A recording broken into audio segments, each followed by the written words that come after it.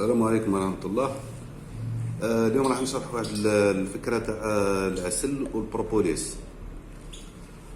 هذا عسل تحصلت عليه من طرف نحال يقوم بالعصر بالطرق التقليدية والتصفية بالطرق التقليدية، يعني ما يصفيش العسل بنسبة كبيرة، وهذا يجعل انه العسل يحتوي على جزء من حبوب اللقاح والبروبوليس. لو نلاحظوا هنا في هذا المكان هذا، يعني في الحافة تاع وين حبس العسل راح نلقاو هاد الطبقة هذه. هذا عبارة عن بروبوليس بسبب انه التصفية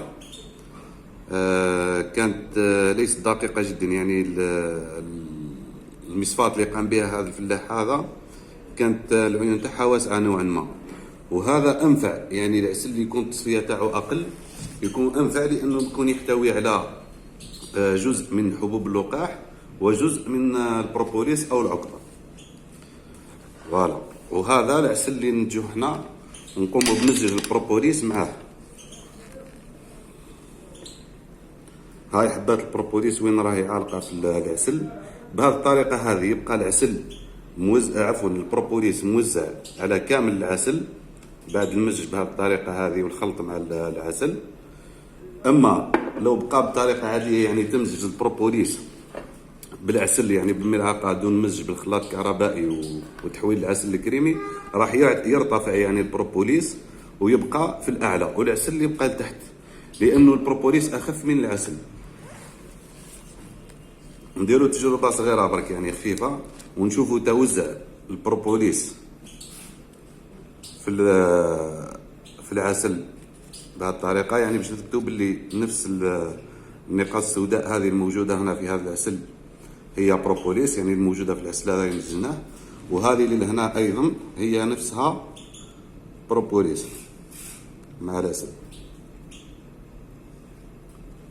راح نديرو تكبير بهذا الجهاز هذا، تكبير بحوالي 60 مرة، ونشوفوا هنا في هذا اللي بروبوليس مع عسل ممزوج وتحول العسل هنا الى كريمي، وهذه اللي فيها بروبوليس يطفو فوق العسل هنا. يعني حتى انك تمزج العسل بالملعقه مع البروبوليس راح يبقى البروبوليس لفوق والعسل لتحت، يعني راح تستهلك مع الاول كميه كبيره من البروبوليس ومن بعد يبقى عسل عادي لتحت.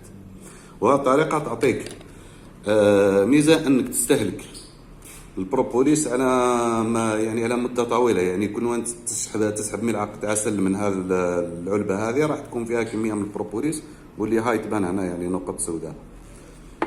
انا نقطه تصوير دقيقه فقط حتى نركب الجهاز ونشوفوه بالتكبير.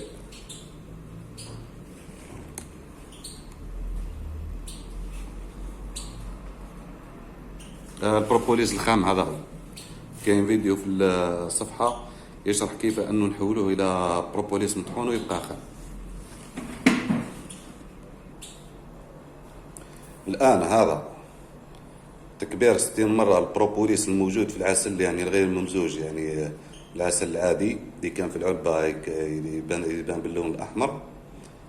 هذه هي حبات البروبوليس وبعض حبوب اللقاح العارقة في العسل، واللي يكون يعني عادة عسل أنفع كل وين كانت التصفية أقل، يعني راح تحافظ على كمية من البروبوليس وكمية من الشمع وكمية من حبوب الطلع في هذاك العسل.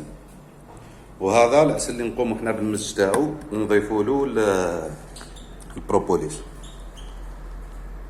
حتى اللون هنا راهو يبان كريمي، وهذه حبات البروبوليس العارقة في العسل.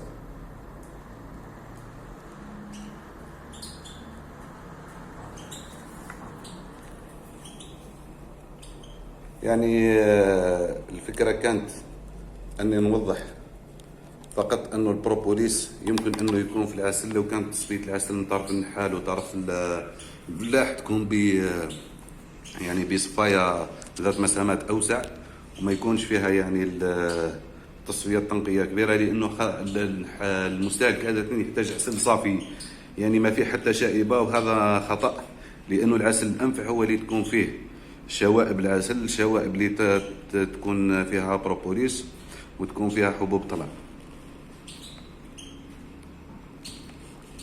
هذه الفكرة هذه هي فكرة العسل الكريمي، انك تحول العسل الى مادة كريمي، يعني باش يكون توزع البروبوليس او حبوب الطلع، لو انه الانسان يحب يمس حبوب الطلع يكون متوزع على كامل كمية العسل ولا يطفو في الاعلى فقط. ان شاء الله يكون فادكم هذا الفيديو، شكرا على المتابعة.